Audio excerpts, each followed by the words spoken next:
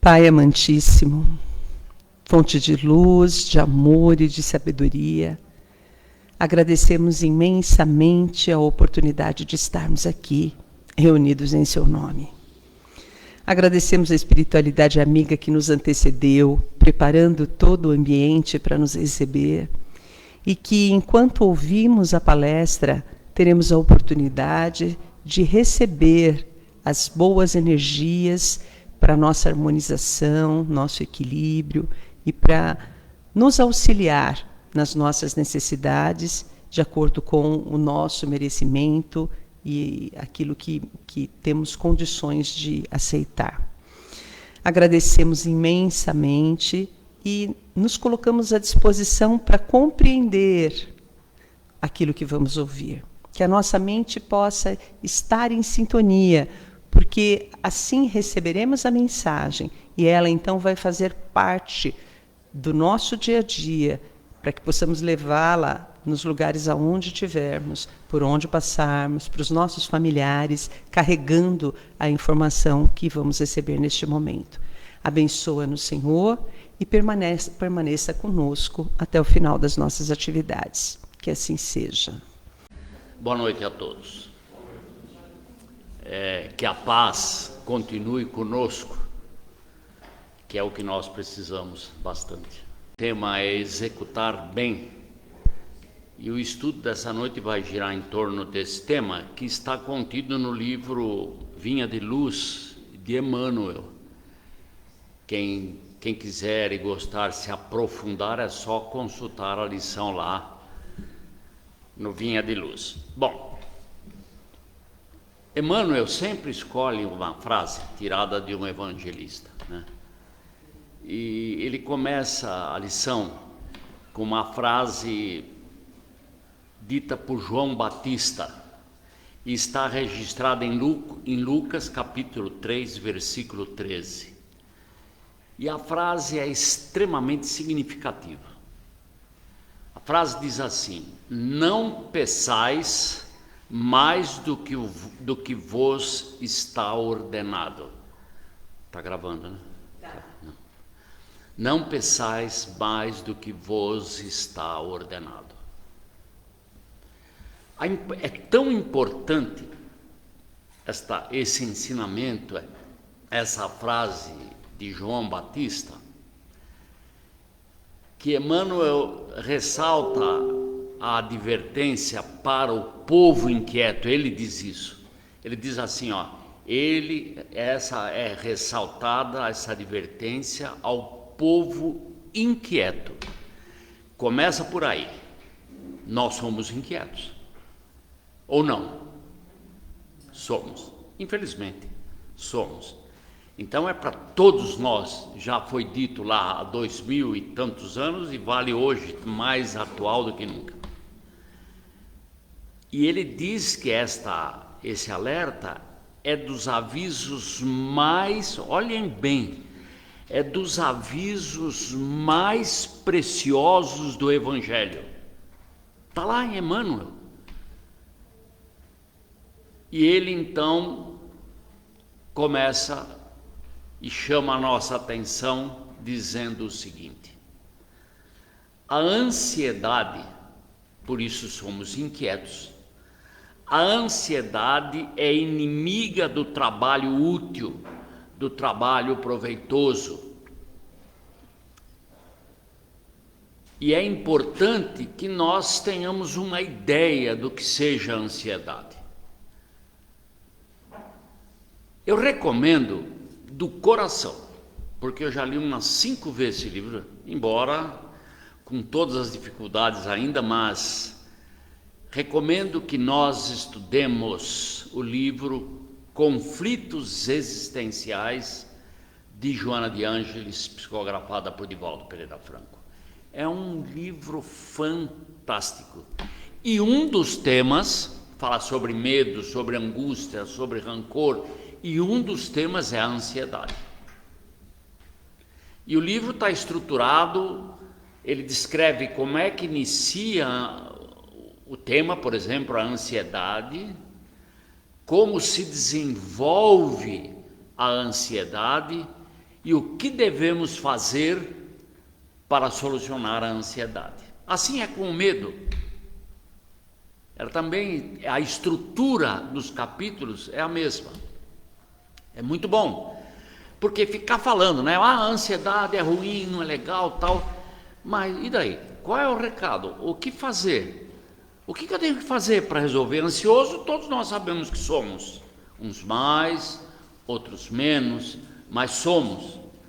Então, nós devemos então falar um pouquinho sobre a ansiedade, porque isso é fundamental. Porque ele começa assim: a ansiedade é inimigo do trabalho frutuoso, do trabalho proveitoso. Então, lá nesse livro nós vamos ver o seguinte: as causas, eu resumi muito pouco. É importante estudar para nós assimilarmos mesmo e traçar um plano de conquista, de redução, porque para eliminar a ansiedade ainda vai alguns séculos talvez. Mas tudo começa com redução. Tudo começa, pleonasmo, pelo início. Quem quer ser, por exemplo, ela disse, faça como Jesus. É verdade. Jesus não é ansioso. Tem uma paciência de Jó, de Jesus. Como é que eu vou ser paciente? Começando a cultivar a paciência. Nos mínimos detalhes, porque não tenho capacidade de cultivar a paciência nos grandes detalhes ainda. E se eu não começar agora, quando vou começar? Na outra encarnação, porque um dia eu vou ter que começar. Porque um dia nós seremos igual a Jesus, e para ser igual a Jesus nós teremos que ter paciência. Não poderemos ser ansiosos. Então tudo tem um começo pequeno, que requer um trabalho, uma perseverança. Então os conflitos trazidos de existências passadas, ele dá o exemplo aí que quando a criança, nós apresentamos um medo que é inato, do desconhecido, o medo exagerado, e porque não se sabe o que, fica ainda com mais medo.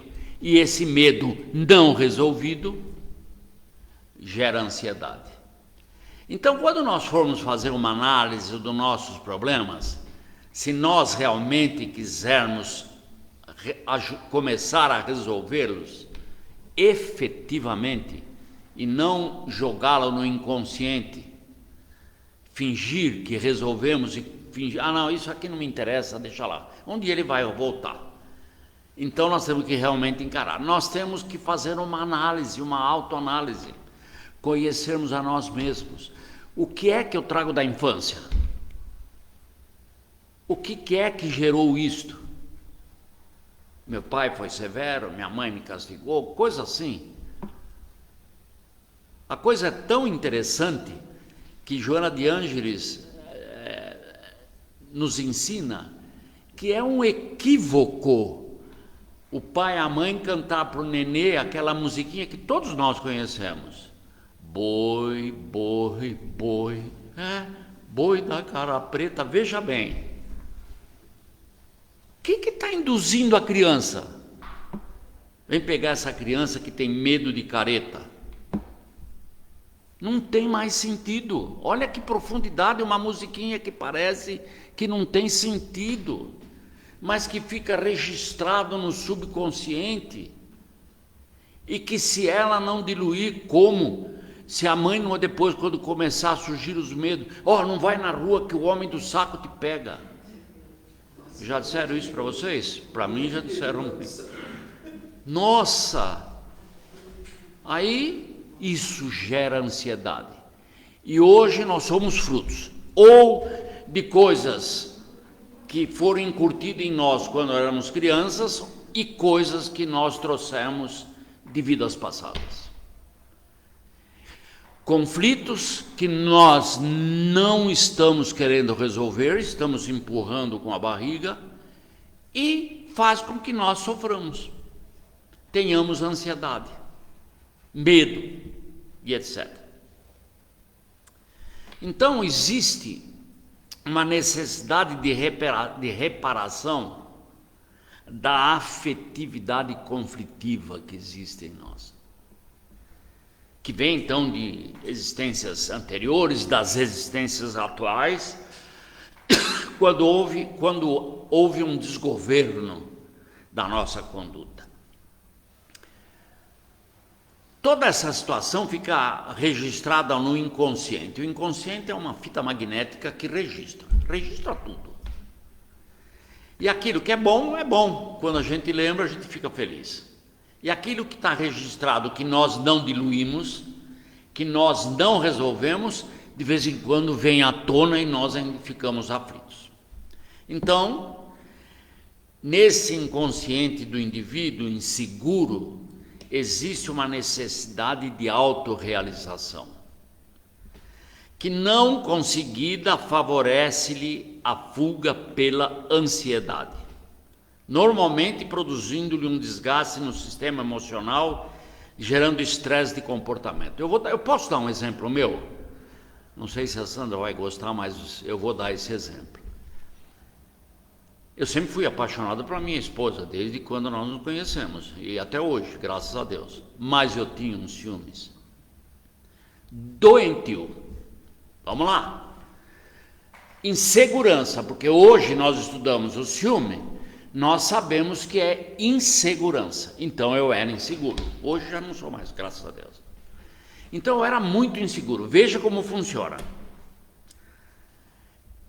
Por essa insegurança, eu sofria, porque, olha, eu vou na casa de uma amiga minha, que hora que você vai? Às 2 horas, eu ficava lá na rua, olhando ela sair, para ver se ela ia na casa da amiga mesmo. Não, era assim, com que roupa você vai? Não vá de calça comprida. Hoje, falar isso é um absurdo, mas naquela época, não vá, eu ia lá para ver se ela ia ou não. Então, o que isso causava em mim? Uma ansiedade que gerava um estresse, porque imagina o seguinte: você vai dormir, nós podemos escolher, qualquer um de nós aqui, podemos escolher o assunto que quiser. Eu escolhi o ciúme porque ele foi muito característico na minha vida. E aí você fica, ai meu Deus, será, não será, com quem será que está, onde está? Há um estresse emocional, um desgaste tremendo. E assim são com os outros, os nossos problemas. Medo, raiva, angústia, ódio. Tudo o que ainda existe em nós, provenientes de eras, de milênios atrás, através dos instintos, e nós ainda somos muito instintivos, então gera esse conflito. É muito importante que nós não tenhamos medo de reconhecer os nossos conflitos, porque se não reconhecermos hoje, nem daqui 100 anos, daqui 200 nós vamos ter que reconhecer, porque não existe evolução se nós não vencermos os conflitos. E para vencer os conflitos, precisamos detectá-lo sem brigar com eles, sem ter medo, nenhum medo. Eu tenho ciúme. Legal. O que eu devo fazer para eliminar o ciúme? Eu tenho ansiedade. O que eu devo fazer para eliminar a ansiedade? E buscar estudar, compreender, fazer um exercício. E prepare-se, eu vou contar mais uma história de mim. Porque quando eu falo do que eu vivi, eu falo com mais segurança. Eu descobri que eu dormia muito mal, continuo dormindo ainda, não tão mal como antes, mas continuo ainda dormindo um pouco mal. E descobri que uma das causas, que é a ansiedade, mas tinha um fator, que era a briga mental com as pessoas. Não que eu brigasse, não, ele não presta, mas era assim, nossa, mas por que eu falei isso e ele não entendeu? Mas é tão difícil essa briga. Eu peguei e falei, mas meu Deus, isso está me prejudicando, era de dia, de noite, qualquer coisa, era uma briga mental. Eu peguei e falei: Senhor, conversando com o nosso Criador, meu Pai, eu preciso de ajuda. Eu não quero mais ficar brigando. Posso me lembrar dos fatos, mas não preciso entrar em choque, questionar. Me ajuda, por favor. Peço, por favor, encarecidamente. Preciso de ajuda. Aí, sabe aquele anjinho da guarda? Sabe? Aqui no Centro Espírita a gente diz o nosso guia espiritual. Intuitivamente, porque todos nós temos intuição e já sabemos quando você está pensando numa coisa, de repente vem um assunto que você nem falou: mas não estava pensando nisso, é o teu guia que estava lá, ou o teu obsessor, né? Então o meu guia veio e falou assim: tá bom, você está pedindo ajuda a Deus, mas o que você quer? Porque pedir ajuda a Deus, meu Senhor, me ajuda, mas o que você quer? Eu falei: olha, o que eu quero? Bom, o que eu quero na verdade é o seguinte: eu quero que você, meu guia espiritual, toda vez que eu for brigar mentalmente com alguém, você me alerte, fala: já vai começar? Você não pediu para te ajudar? Para te alertar? E isso tem me ajudado. Não que eu não brigue ainda, viu? Brigo, e vai demorar tempo para eliminar isso. E assim é. Agora eu estou investindo na impaciência. Me ajuda quando eu for impaciente, que eu me lembre que não devo ser, que eu devo ter a paciência do Cristo. E assim nós devemos trabalhar. Muito bem. Então, nós precisamos compreender que a finalidade da existência nossa atual nós devemos compreender a finalidade, portanto precisamos adquirir instrumentos com os quais devemos trabalhar para atingir nosso objetivo de saúde e de paz. Dando muita vazão aos conflitos interiores, nós temos problema de saúde e temos problema de paz. Eu que o diga. Só eu já tive 2 cânceres. 2. É pouco, mas tive 2. É pouco pelo que eu sou, pelo que se faz, né?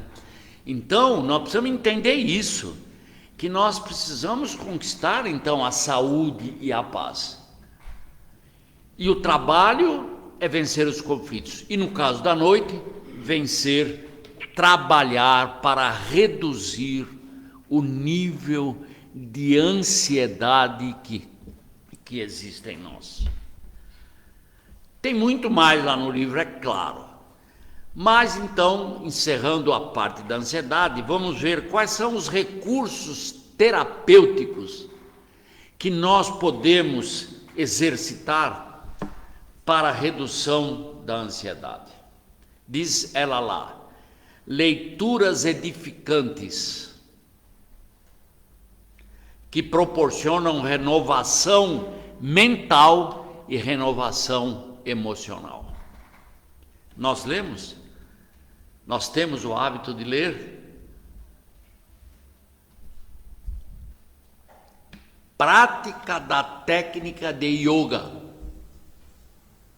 Muito, que ajuda a disciplinar, que ajuda a disciplinar a vontade e o sistema nervoso.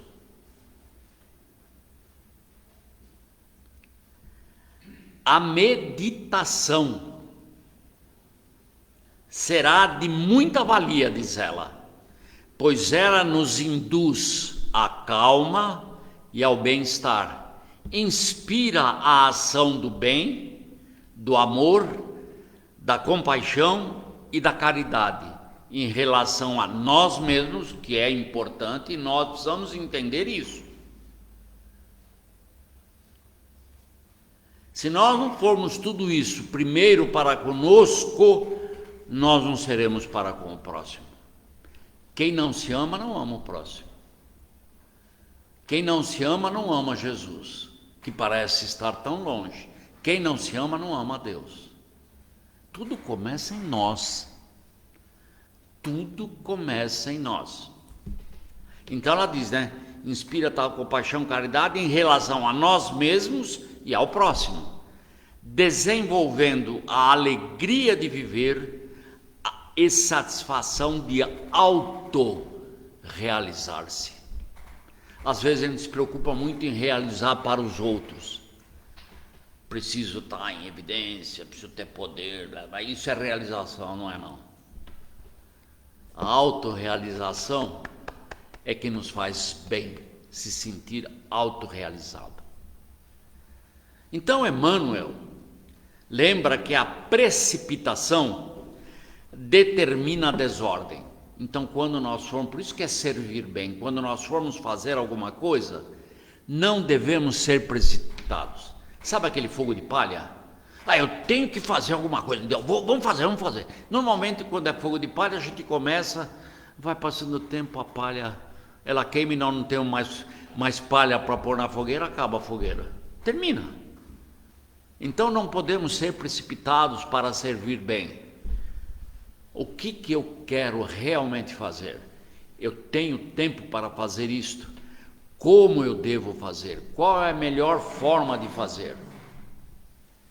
A precipitação não leva a nada. Então diz ele lá, lembra que a precipitação determina a desordem e que toda atividade edificante reclama entendimento. Quando nós estudamos um livro, uma lição espírita, tenhamos sempre à mão um dicionário. Não nos iludamos que a gente entende o que está querendo falar. Porque ele está dizendo assim, edificante reclama entendimento. Como ele falou isso, eu falei, mas então esse entendimento deve significar algo mais profundo. Dicionário. O que significa entendimento? Olha só, capacidade de pensar e compreender. Capacidade de pensar e compreender.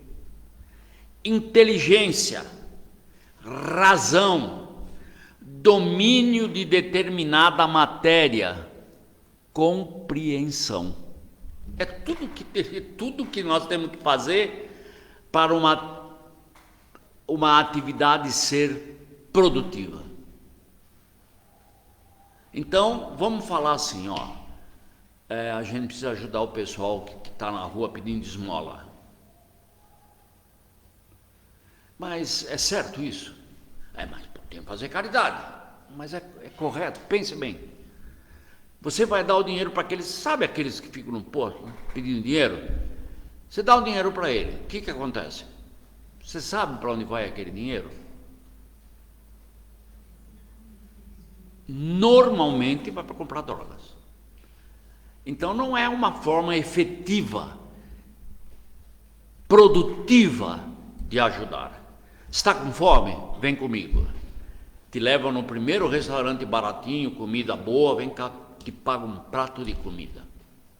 Hoje eu assisti lá na livraria Liberdade e Consciência, é isso? Eu assisti o seguinte, entrou 2 meninos e ofereceu um doce para uma senhora. Olha, dá para a senhora comprar isso para mim? Ela falou, não tem dinheiro. Claro que ela tinha. Pelo trajar, todo que não tem dinheiro. Mas olha, senhora, eu e meu irmãozinho não comemos nada até agora.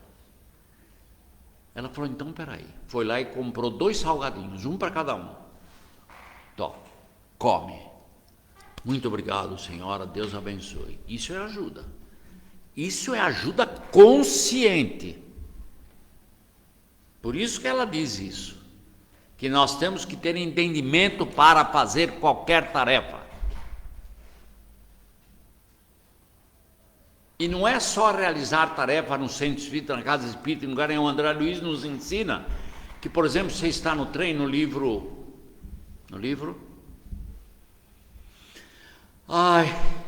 Sinal Verde. Obrigado. Sempre por recorde. Sinal Verde. Ele disse assim, está no trem, está lendo alguma coisa? E eu, quando andava de trem, sempre levar um livrinho para dar uma lida. E depois que eu aprendi isso com o André Luiz, eu comecei a reparar, é a maior verdade do mundo. Você começa a ler aqui. O que acontece com o que estão do lado? Porque não é todo mundo que está lendo, é só você, ou mais algum lá embaixo. Estica o olho, não estica o olho, quer ver o que você está lendo. Você quer ajudar? Você quer fazer um trabalho consciente? Vira um pouquinho o livro, facilita para ele ler também. Então, você está lendo e ele também está lendo. É trabalho consciente. Parece que não significa nada, mas quem garante, e nós sabemos que assim funciona, que o guia espiritual dele não está indo falando, ó, vai lá, dá uma lidinha no que ele está lendo, que te interessa, é bom para você. É assim que funciona o mundo espiritual. Nós não temos noção. Então, esse entendimento é importantíssimo. Diz ainda Emmanuel, a palavra de João Batista, não peçais mais do que vos está determinado, não visa anular a iniciativa de pedir, mas temos que saber o que pedir, nem de diminuir a nossa responsabilidade. Eu peço, transfiro para Deus e está resolvido o meu problema. Não, de jeito nenhum. Mas recomenda espírito de precisão. Eu quero isto, eu preciso disto, de qualidade, de exatidão, de pontualidade, de regularidade e de execução, de realização nos compromissos assumidos. Muito bem. Então, as realizações prematuras, antecipadas, ocasionam grandes desperdícios de energia e atritos inúteis. Grandes desperdícios. E Emmanuel ainda escreve assim, isso serve para nós.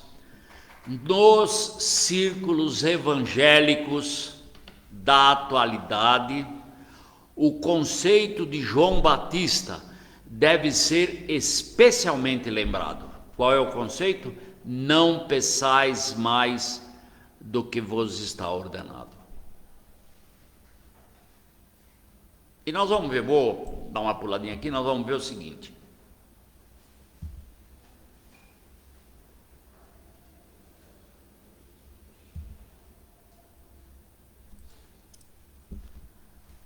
Eu pulei um trecho que já vai dar na hora, né?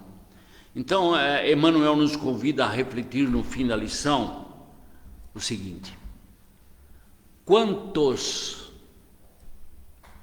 pedem novas mensagens espirituais sem haver atendido às recomendações das mensagens velhas? Você pede uma mensagem, pode ser por oração, pode ser através do médium, seja lá o que for. Aí o guia vem falar assim para você, ó, tem que trabalhar, tá? Então se esforça um pouquinho, estuda, tenta compreender os ensinamentos de Jesus, tá bom? Diz, é verdade. Daqui uma semana, aí vou pedir outra orientação. Ô, meu guia, vem cá, olha, aí ele vai perguntar, e aquela da semana passada ou de um mês atrás? Você não está nem fazendo aquilo que eu recomendei. Você já quer nova mensagem? E os espíritos não fazem as coisas para agradar o seu protegido, de jeito nenhum.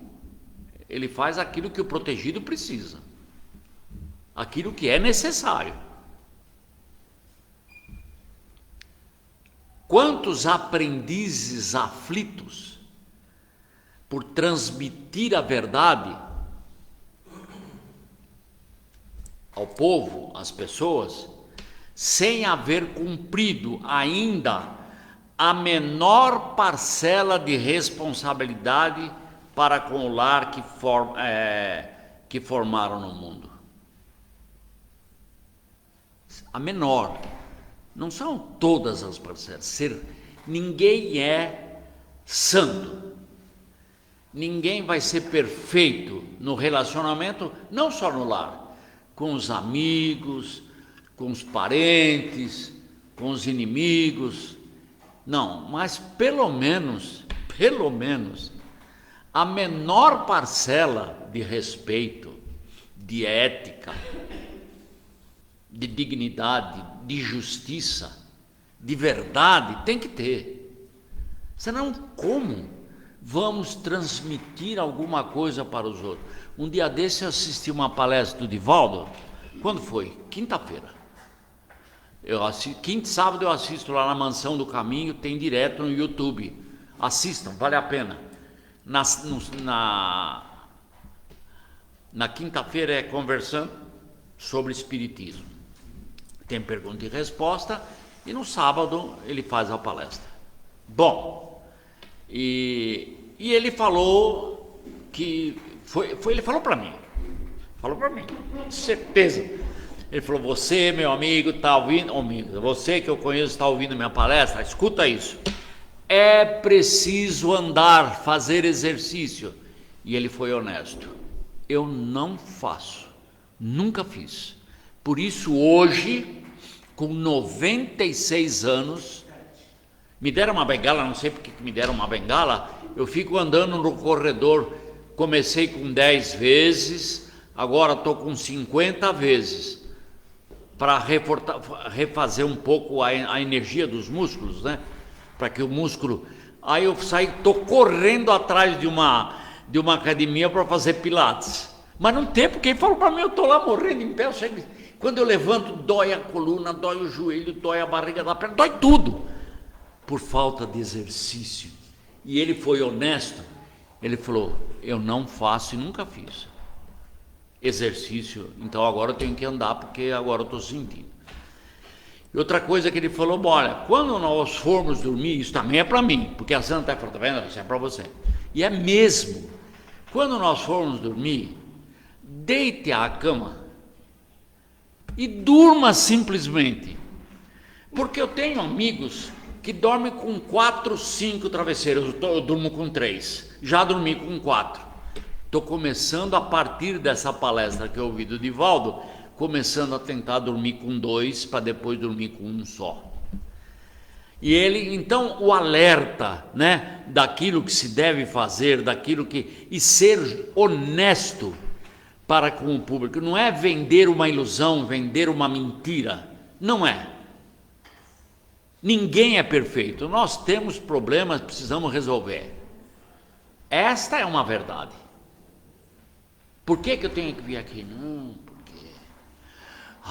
sabe, aquela história. Até para fazer a prece, eu estou acostumado a falar assim, aí quando vai fazer a prece, Senhor, meu Deus, de infinito, muda o tom de voz, como se fosse um negócio, sabe, como se isso fosse importante.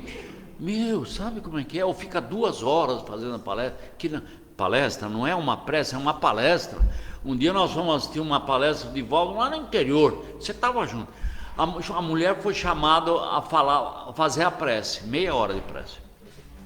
Te juro, eu não aguentava mais. Eu falei: pelo amor de Deus, essa mulher não vai... E aí ele como tem um tempo, ele respeita, ela simplesmente conseguiu reduzir o tempo de palestra do Divaldo. Para ficar lá, falando, achando que está falando, que está fazendo, e ninguém aguenta mais ouvir. Basta, Divaldo diz, dizer Deus, que saia do coração. Basta. Mas nós não acreditamos nisso.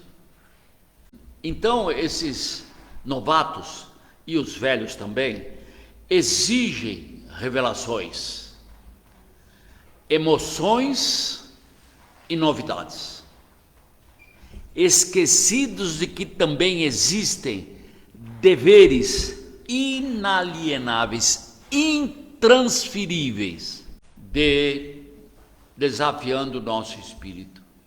É isso que é. Então, veja bem, nós não podemos esquecer as nossas obrigações para conosco mesmo, os nossos deveres para conosco mesmo. o programa individual de trabalho da alma no aprimoramento de si mesma, na condição de encarnada ou desencarnada, é lei soberana. Isso quem está dizendo é Emmanuel. Nada aqui é meu. Eu sou um repetidor. Falo com a minha emoção, mas eu sou um repetidor. Veja, eu vou repetir. O programa individual, porque o nosso processo evolutivo é individual. Não adianta nada, eu não evoluo porque a Sandra não permite.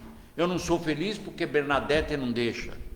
Eu não faço porque João me atrapalha. O programa individual de trabalho da alma no aprimoramento de si mesma, na condição de encarnada ou desencarnada, é lei soberana, é lei suprema. Inútil enganar o homem a si mesmo com belas palavras. Eu mesmo às vezes fico falando, nossa, não dá para você melhorar a palestra, não? Porque eu leio aqui, né?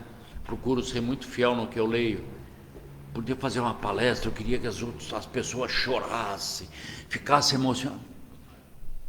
Ué, eu não sou assim? Se eu não sou assim, que eu vou querer transmitir? Que nada. Faz o que você é, fala como você é, seja original. Porque quando estiver no plano espiritual, eu quero ver você enganar. Quem você vai enganar? Mas nem você mesmo. Não vai. Então não adianta fingir. Ser o que não somos. Trabalharmos para sermos melhor sempre. Sempre. Para podermos fazer bem sempre.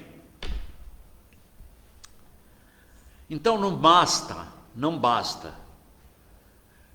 para encerrar o que Emmanuel fala sobre a lição. Não basta multiplicar as promessas ou pedir variadas tarefas ao mesmo tempo. Não basta. Antes de tudo, é indispensável receber a ordenação do Senhor, cada dia, e executá-lo do melhor modo.